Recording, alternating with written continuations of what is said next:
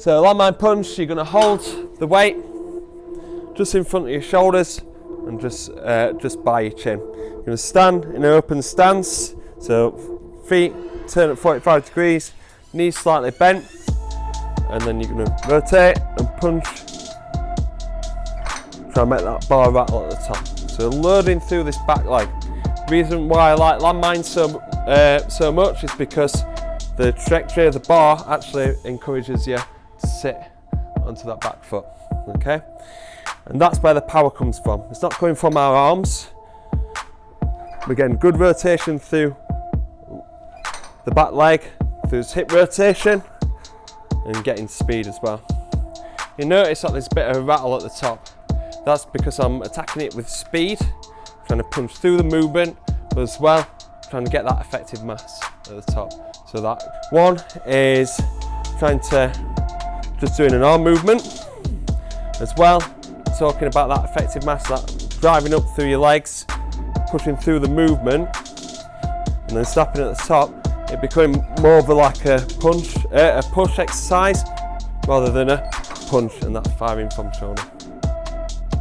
Another thing is standing a little bit too square on, wanting to encourage that rotation coming through our core, and also doing repeated punches time and time again, because you just really working shoulder becomes an arm exercise rather than a full body exercise that's going to translate into your boxing. Another is doing jabs, because a little bit like the medicine ball punch test, it's a totally different movement.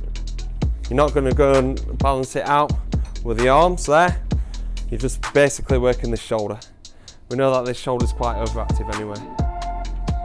A little coaching cue you can use with somebody that's struggling to rotate through the hips is to do a little hip rotation first, come down and then through. So I'll do that in full speed.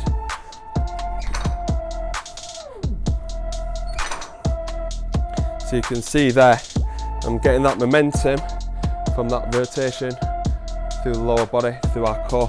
I'm getting just less than halfway through the movement before I'm using my arms, okay? Driving through.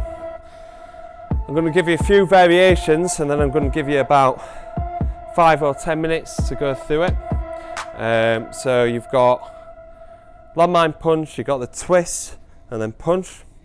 You've got back step. So you can start with your feet together, on foot back, and then rotate. So that's like getting that reaction off that back foot. It's like kind of highlighting how much force you need to put through the floor, through that back foot, yeah? So step back, and then you're reacting as soon as your foot touches the floor. Another one is landmine punch throw. You're driving through that back leg again, but you're releasing at the top.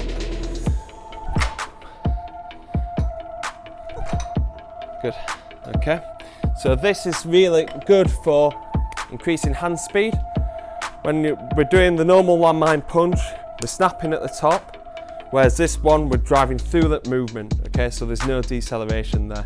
So it's really good for acceleration and getting better hand speed. And make sure what you do is not release it too early, release it there. You want to kind of release it as late as you can, and then you want to try and rotate through the movement. Again, you don't want to lift up this back leg or follow through. You want to try and rotate all the way through the movement. Progression from that is the catch and throw technique, and this is good to improve the stretch shortening cycle of the core, lower body in a punching action. This is good for like combination punching.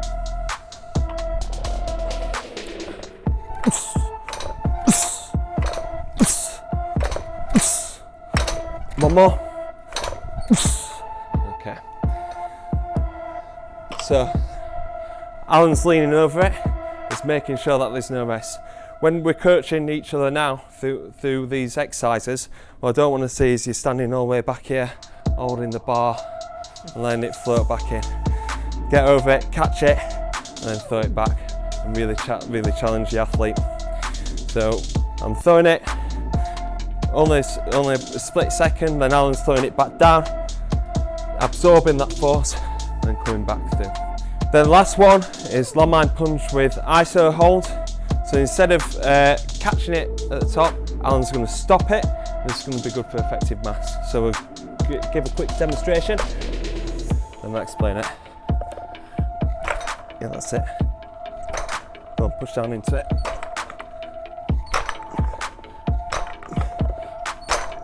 Good.